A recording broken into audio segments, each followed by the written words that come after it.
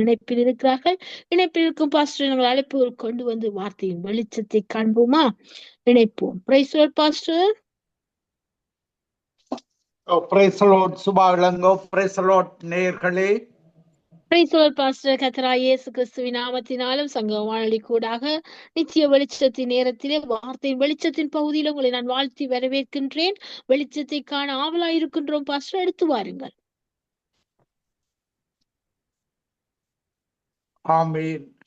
நாங்கள் இன்றைக்கு தேவன் எங்களை விருத்தியாக்குற தேவனாக இருக்கிறார். நாங்கள் இன்னென்னத்துல விருத்தியாக வேண்டும் என்று சொல்லி நாங்கள் பார்ப்போம். நாங்கள் ஒரு ஜெபத்துடன் ஆரம்பிப்போம். கிருபையும் இரக்கமும் பரிசுத்தமும் நிறைந்த எங்கள் அன்பு தகப்பனே, உம்முடைய வசனத்தில நாங்கள் விருத்தியாகி ஆண்டவரே உமக்கு பிரியமாக வாழ இந்த நிகழ்ச்சியை கேட்டுக்கொண்டிருக்கிற ஒவ்வொருவரோடு நீர் இடைப்படும்படியாக, உணர்வுள்ள இருதயத்தை கொடுக்கும்படியாக, இயேசு எப்படி விருத்தி அடைந்தவராக ஞானத்தில, வளர்த்தியில, தேவ கிருபையில, மனுஷர் தயவில அதிகமாய் விருத்தி அடைந்தது போல நாங்களும் விருத்தி அடைந்து உமக்கு பிரியமாய் வாழ, உடைய வசனம் விருத்தி அடைய, ஒரு நாட்டில் உடைய வசனம் விருத்தி அடையும் பொழுது இந்த மக்கள் நற்குணசாலிகளாக மாற, ஒரு எழுப்புதலை காண நீர் கிருபை செய்வீராக.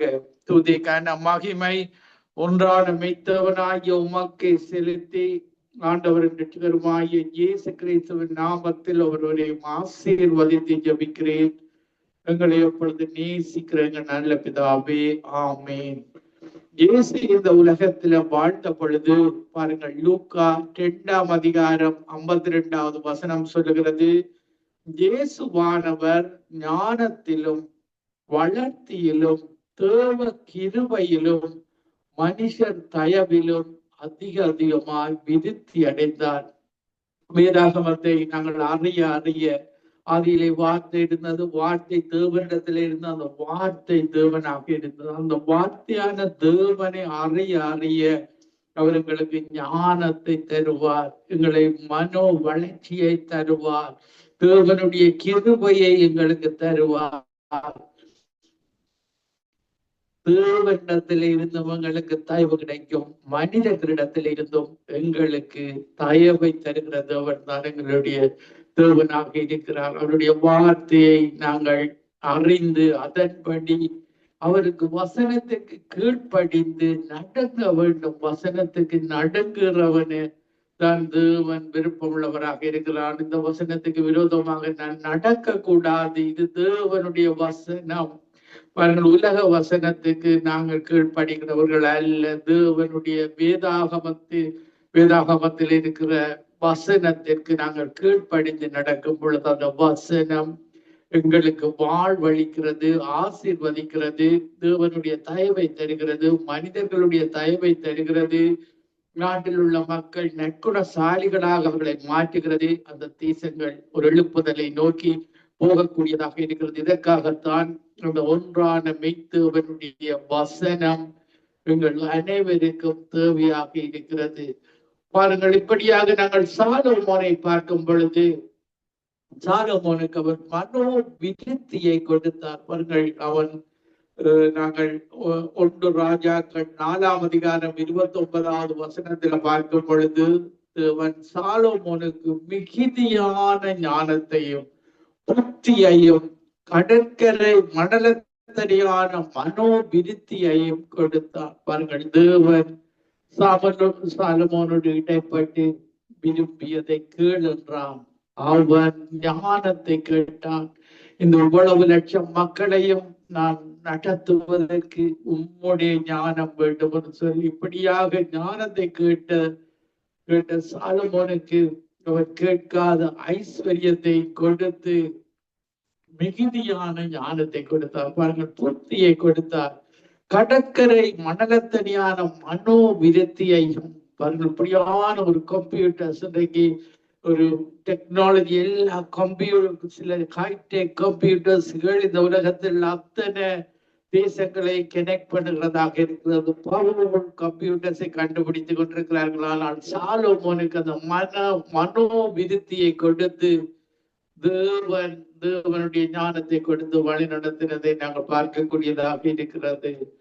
நாங்கள் 1 ராஜாக்கள் 4ஆம் அதிகாரம் 30வது வசனத்திலேயும் பார்க்கும் பொழுது, சகல கிழக்கத்திய புத்திரரின் ஞானத்தையும் எகிப்தியரின் சகல ஞானத்தையும் பார்க்கிலும் சாலமோனின் ஞானம் சிறந்ததாயிருந்தது. பாருங்கள், தேவனுடைய ஞானம், எங்களை உருவாக்கின தேவனுடைய ஞானம்தான் சாலமோனுடைய ஞானமாக இருக்கிறது. இந்த உலகத்தை படைத்த மிருகங்கள், பறவைகள், சூரியன், சந்திரன், இவை எல்லாவற்றையும் படைத்த தேவனுடைய ஞானம் சாலமோனுக்கு கொடுத்தார். பாருங்க, நீங்களும் சாலமோனை போல அதில் சிறிது குறைவான ஞானத்தை நீங்கள் அவரிடத்துல ஜெபம் பண்ணி பெற்றுக் கொள்ள வேண்டும். பாருங்கள், அவர் கொடுக்கும் பொழுது, உன்னை போன்ற ஒரு ஞானம் உள்ளவன் இனியும் வர மாட்டான். நல்லவரே, இந்த நிகழ்ச்சியை கேட்டுக்கொண்டிருக்கிற ஒவ்வொருவருக்கும் ஒரு எழுப்புதலை காண சாலமோனின் ஞானத்திலும் ஒரு குறைவான ஞானத்தை கொடுத்து ஒரு எழுப்புதலை ஒவ்வொரு தேசங்களும் காண கிருபை செய்ய வேண்டும் என்று சொல்லி நீங்கள் எல்லாரும் ஜெபித்துக் கொள்ள வேண்டும். பாருங்கள், ரோமர் 2ஆம் அதிகாரம் 3வது வசனத்துல, நாங்கள் மற்றவர்களை குற்றவாளிகள் என்று நாங்கள் நீதி செய்யக்கூடாது. பாருங்கள், தேவன் தான் நீதியுள்ள நியாயாதிபதியாக இருக்கிறார். இப்படியாக நாங்கள் மற்றவர்களை குற்றவாளி என்று தீர்க்காதபடி நாங்கள் வாழ வேண்டும் என்று கற்றுத் தருகிறார். பாருங்கள், ரோமர் 2ஆம் அதிகாரம் 4வது வசனத்துல, தேவ தயவு நீ குணப்படும்படி உன்னை ஏவுகிறது என்று அறியாமல் அவருடைய தயவு, பொறுமை, நீடிய சாந்தம் இவைகளின் ஐஸ்வர்யத்தை அசட்டை பண்ணுகிறாயோ அவரிடத்தில் இருந்துதான் நாங்கள் தயவை பெற்றுக் கொள்ள வேண்டும். தேவனுடைய தயவை, மனிதனுடைய தயவை. பாருங்கள், நீங்கள் ஒரு காரியத்துக்கு சில ஆபீஸுகளுக்கு போகும் பொழுது தேவனிடத்துல ஜபிக்க வேண்டும். நான் போகிற இடத்துல அந்த அதிகாரி இடத்திலே இருந்து, அந்த மனிதனிடத்திலே இருந்து நீர் அந்த தயவை பெற்று தர வேண்டும் என்று சொல்லி நீங்கள் ஜபித்து விட்டு போகும் பொழுது அந்த காரியத்துல தேவன் அந்த தயவை உங்களுக்கு தருகிறவராக இருக்கிறார். அதில் ஒரு பெரிய மாற்றத்தை நீங்கள் பார்க்கக்கூடியதாக இருக்கிறார். பல தடவைகளில் இப்படியாக செய்து போன பொழுது அதுல தேவன் அந்த மனிதனிடத்திலிருந்து தயவை பெற்று தருகிறவராக இருக்கிறார். நாங்கள் சுவிசேஷம் சொல்லும் பொழுது கூட மனிதர்களிடத்திலே எங்களுக்கு தயவு வேண்டும். தயவு இல்லாமல் நாங்கள் சுவிசேஷத்தை சொல்ல முடியாது. எங்களில அவர்கள் இயேசுவை பார்க்க வேண்டும். எங்களுடைய முகத்தில பிரசன்னத்தை, பிரகாசத்தை, எங்களுடைய தயவை எங்களுடைய கண்களிலே இருந்து. பாருங்கள், நோவாவுக்கு தேவனுடைய கண்களில கிருபை கிடைத்தது. அதே போல எங்களுடைய கண்களிலே இருந்து மற்றவர்கள் எங்களுக்கு மனித தயவை எங்களுடைய கண்களின் மூலமாக, எங்களுடைய சரீரத்தின் விளக்கு கண்ணாக இருக்கிறது. எங்களுடைய கண் தெளிவாக இருந்தால் தேவன் எங்களுக்கு மனித தயவை தந்து அந்த மக்கள் ரட்சிக்கப்பட அவர் தேவன் கிரியை செய்கிறவராக இருக்கிறார். பாருங்கள், இந்த விருத்தி அடைவது தேவ வசனம் ஒரு பட்டணத்துல விருத்தி அடைய வேண்டும் என்று சொல்லப்படுகிறது. தேவ வசனம் விருத்தி அடைகிற பட்டணத்துல அந்த மக்கள் நற்குணசாலிகளாக மாறுவார்கள். பாருங்கள், இயேசுவை போல அவர்கள் காரியங்களை செய்வார்கள். அந்த மக்கள் ஞானத்தில, தொழில்நுட்பத்தில வளருவார்கள். பாருங்கள், இந்த சிங்கப்பூர், சவுத் கொரியா போன்ற அமெரிக்கா போன்ற கிறிஸ்தவ நாடுகளில் தேவனுடைய வசனம் விருத்தி அடைந்திருக்கிறது. இப்படியான தேசங்களில தொழில்நுட்பத்தில தேவன் அந்த ஞானத்தை கொடுக்கிறவராக இருக்கிறார். இஸ்ரவேல் தேசத்திலையும் பாருங்கள், அந்த யூத மக்களுக்கூடாக பெரிய ஒரு தொழில்நுட்பத்தை, ஞானத்தை கொடுத்து அந்த தேசங்களை வளர்ச்சி அடைய, விருத்தி அடைய செய்கிற தேவன் தான் எங்களுடைய தேவன். தேவனுடைய வசனம் விருத்தி அடைய வேண்டும். விருத்தி அடையும் பொழுது அந்த மக்கள் ஆசீர்வாதமான தொழில்நுட்பங்களை அந்த தேசங்களுக்குள்ள கொண்டு வந்து எல்லா மக்களும் ஆசீர்வதிக்கப்படுவார்கள். தேவன் ஆசீர்வதிக்கிறவராக இருக்கிறார். அப்போஸ்தலர் 6ஆம் அதிகாரம் 7வது வசனத்துல பார்க்கும் பொழுது தேவ வசனம் விருத்தி அடைந்தது. சீசருடைய தொகை எருசலேமில் மிகவும் பெருகிற்று.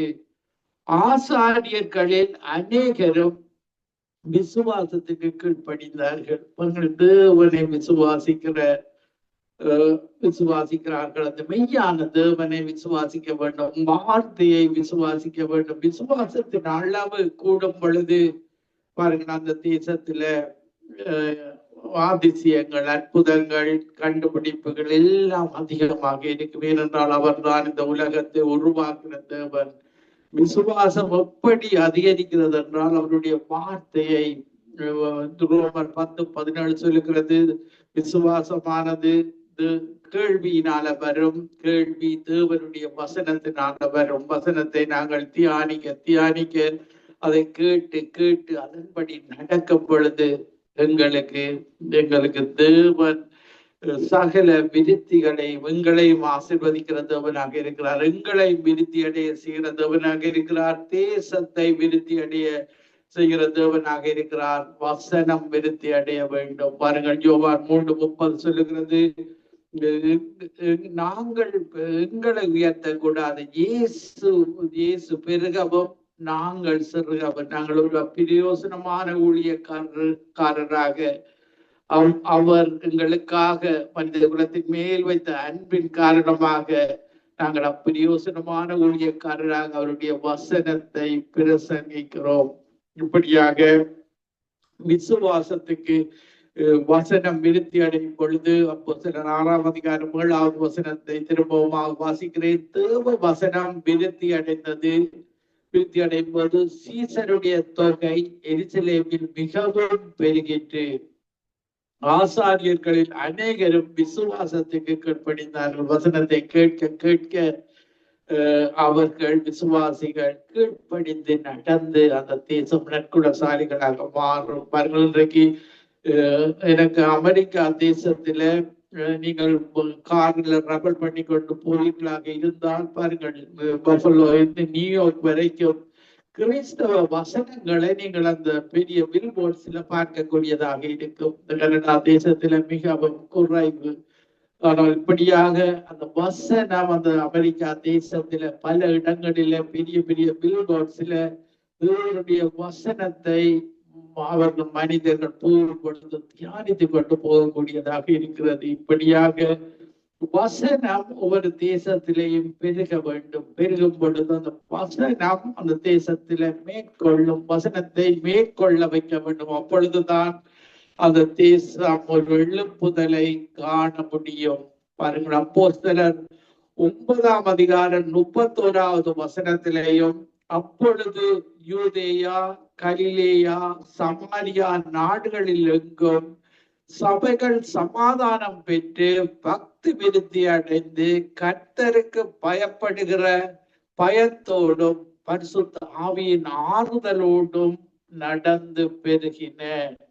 பாருங்கள், சபைகள் ஆரம்பத்துல பிரச்சனைகள் வரும் பொழுதுதான் சபைகள் வளருகிறது. பாருங்கள், நாங்கள் ஒரு ஊழியம் செய்யும் பொழுது பாருங்கள், இயேசுவை பற்றி சொல்லும் பொழுது சில துன்மார்க்கர் வந்து அதற்கு தடையாக இருப்பார்கள்.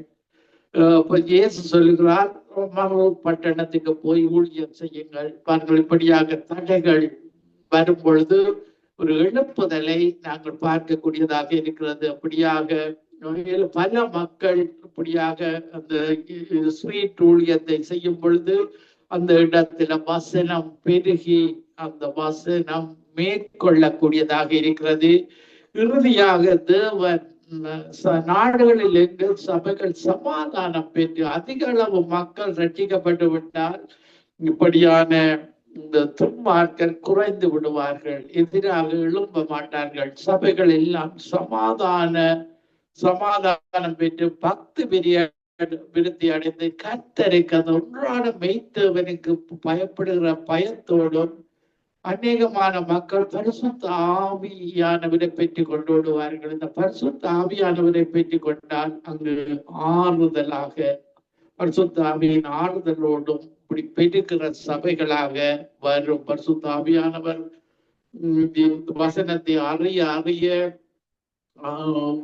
எழுப்புதல் வரும் பொழுது எல்லா மக்களும் அபிஷேகத்தை பெற்று இயேசுவிடத்துல வருவார்கள். இயேசு சொல்லுகிறார், நானே வழியும் சத்தியமும் ஜீவனுமாய் இருக்கிறேன், என்னாலே அல்லாமல் ஒருவரும் பரலோகம் போக முடியாது. இயேசுவிடத்துல இருந்து அந்த வாக்குத்தத்தமான பரிசுத்த ஆவியானவர் இயேசுவை எங்களுக்கு வெளிப்படுத்துகிறவராக, பாவத்தை குறித்தும் நீதியை குறித்து நியாய தீர்ப்பை குறித்து கண்டித்து உணர்த்தி அவருடைய பக்தி ஆவியின் ஆறுதலோடு பரிசுத்த ஆவியானவர் இயேசுவை ரெப்ரசன்ட் பண்ணுகிறார். அவருடைய ஆறுதலோடு நடந்து பெருகின எங்களுக்கு அன்பு அவருடைய எங்களுடைய இருதயத்தில் ஊற்றப்பட்டிருக்கிறது. பாருங்கள், நாங்கள் ரோமர் 5ஆம் அதிகாரம் 5வது வசனத்தில தேவனுடைய அன்பு பரிசுத்த ஆவியானவர் மூலமாக எங்களுடைய இருதயத்தில் ஊற்றப்பட்டிருக்கிறதுனால நாங்கள் வெட்கப்பட மாட்டோம். ஊழியம் செய்யும் பொழுது, தேவனை பற்றி சொல்லும் பொழுது அந்த அன்பு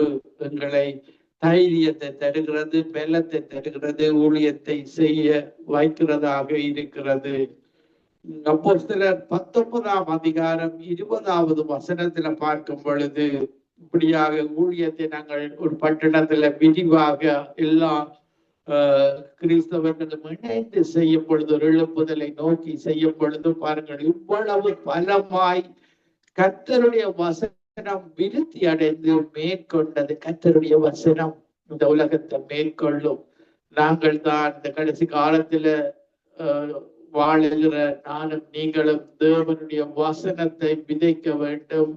இந்த கடைசி காலத்துல அவர்களுக்கு அறிவிக்க வேண்டும். அந்த வசனம் அவர்களுடைய ஒவ்வொருவருடைய வாழ்விலையும் அந்த அபிஷேகத்தை கொடுத்து அவர்களை நற்குணசாலிகளாக மாற்றி அந்த மக்களை, அந்த தேசத்தில் உள்ள மக்களை எல்லாரையும் நற்குணசாலிகளாக மாற்றி அவர்களுடைய வருமானத்தை உயர்த்துகிறதாக இருக்கிறது, தேவைகளை சந்திக்கிறதாக இருக்கிறது. வசனம் மேற்கொண்டு பல மக்களை ரட்சிப்புகளை வழி நடத்துகிறதாக இருக்கிறது.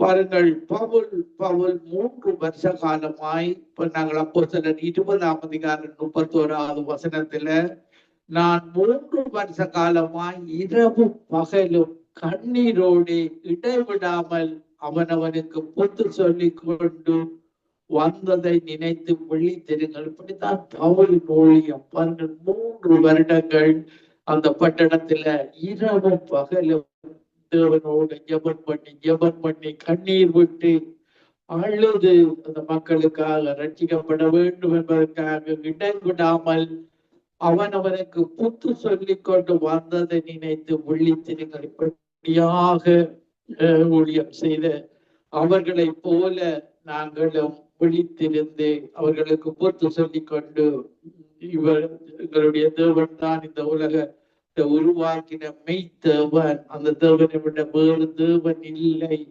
பாருங்கள், உங்களுக்கு தீமைகள் வருகிறது, பாவங்கள் வருகிறது, அந்த ஏஞ்சல்ஸாக இருந்து பிசாசாக மாறின பிசாசுகளிடத்திலே இருந்து வருகிறது. யோவான் 10:10 படி, திருடனாக திருடன் கொல்லவும் அழிக்கவும் வருகிறானே அன்றி வேறொன்றுக்கும் வரான். எங்களுடைய இயேசுவோ எங்களுக்கு எங்களை பரிபூரணத்தை தருகிறவராக, அவரை போல எங்களை மாற்றுகிறவராக, அவருடைய குணங்களை வரங்களை எங்களுக்கு தந்து அபிஷேகத்தை தந்து இயேசுவை தேவன் பரிசுத்த ஆவியினாலும் அபிஷேகத்தினாலும் நிரப்பினது போல எங்களையும் அந்த பரிசுத்த ஆவியினாலும் அபிஷேகத்தினாலே நிறைத்து எங்களை ஊழியம் செய்ய வைக்கிறார். நீங்கள் பரிசுத்த ஆவியின் அபிஷேகத்தை ஜெபித்து துதித்து அவருடைய சபைகளுக்கு போய் ஒரு மனமாக நாங்கள் ஜெபிக்கும் பொழுது, துதிக்கும் பொழுது பரிசுத்த ஆவியானவர் அங்கு இருக்கிற ஒவ்வொருவரை நிரப்புகிறவராக இருக்கிறார். பாருங்கள், அவர் பட்சபாதம் இல்லாதவராக இருக்கிறார், எல்லாரையும் நேசிக்கிறவராக இருக்கிறார். ஒரு மனதாக நீங்கள் அந்த இடத்துல போய் பாஸ்டரை பார்க்க கூடாது, மக்களை கவனிக்க கூடாது, அவருடைய வசனத்தை கவனிக்க வேண்டும். அந்த இடத்துல தலைவராக இருக்கிறவர் இயேசு கிறிஸ்து.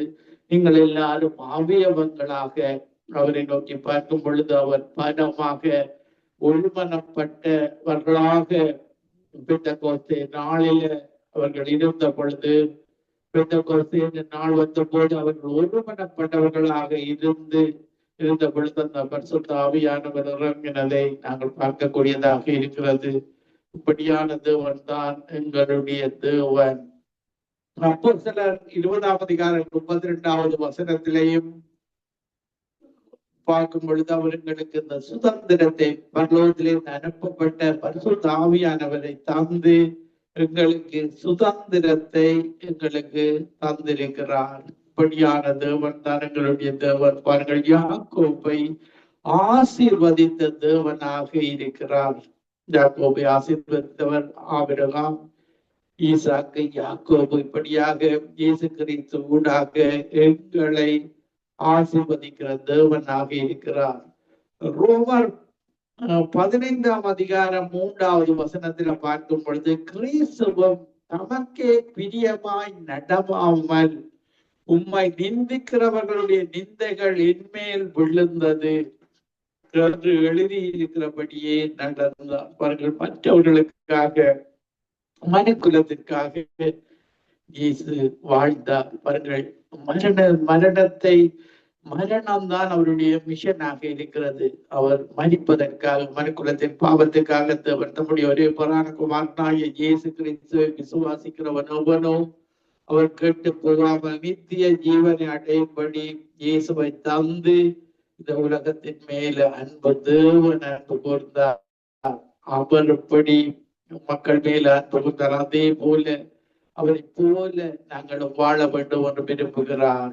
அவரை அறிகிற தேவனை அறிகிற அறிவில் விருத்தி அடைந்து கர்த்தருக்கு, அந்த மெய்யான தேவனுக்கு பிரியம் உண்டாக நாங்கள் நடந்து கொள்ள வேண்டும் என்று விரும்புகிறார்.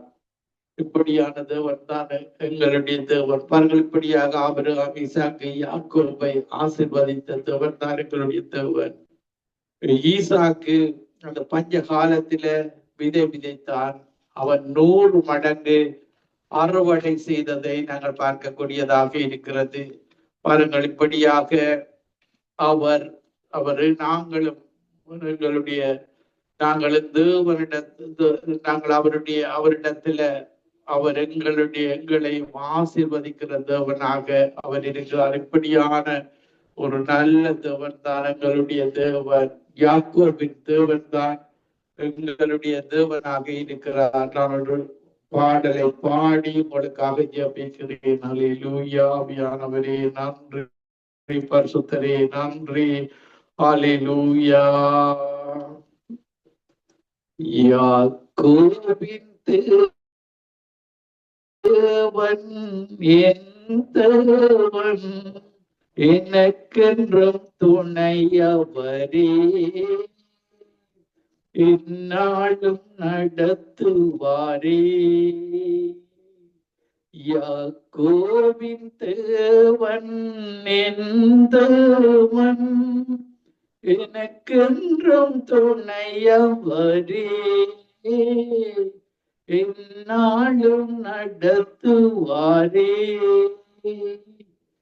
ஏதும் இல்லை என்ற கவலை இல்லை, துணையாளர் என்னை விட்டு விலகவில்லை. ஏதும் இல்லை என்ற கவலை இல்லை, துணையாளர் என்னை விட்டு விலகவில்லை. சொன்னதை செய்திடும் தகப்பன் அவர், நம்புவேன்.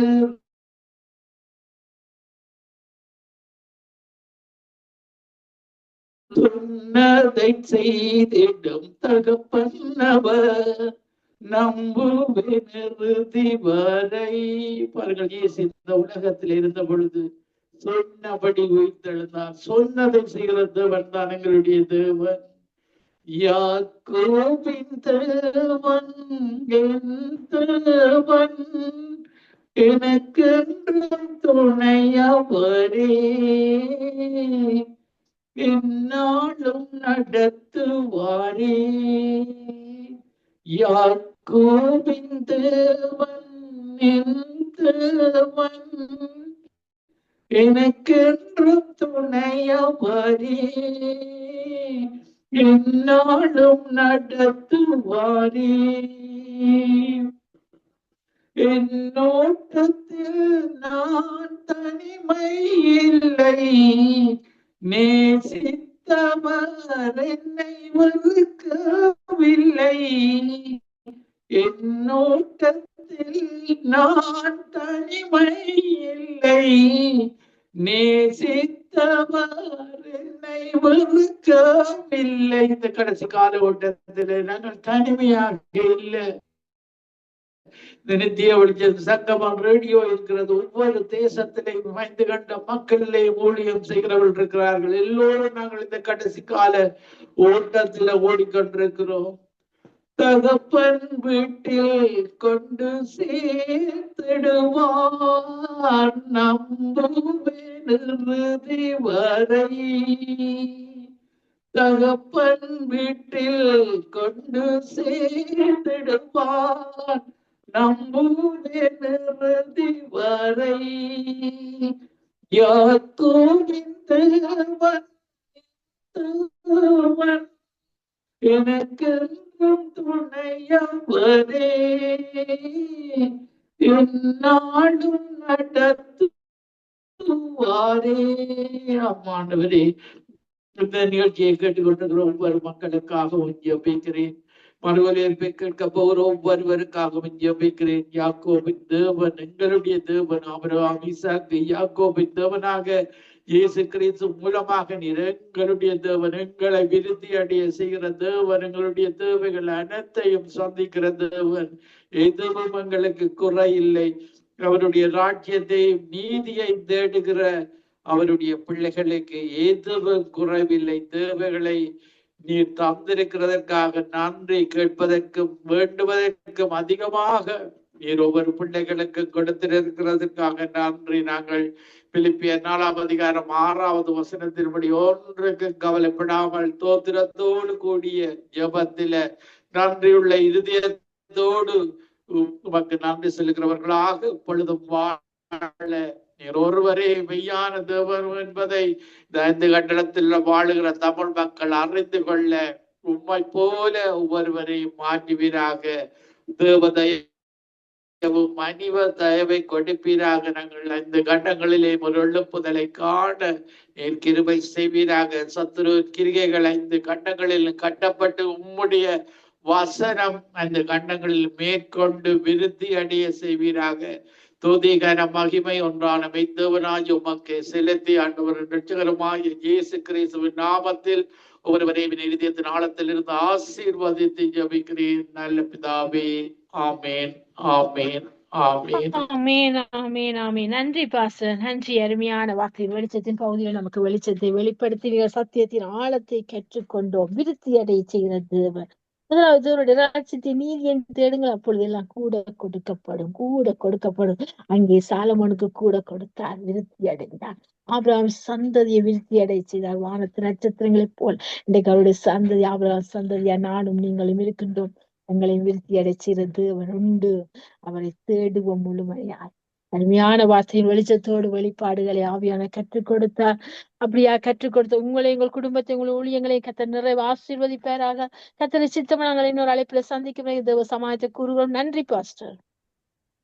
God bless you. சுபாலங்க. God bless you. நேயர்களே. ஆமென். ஆமென். God bless.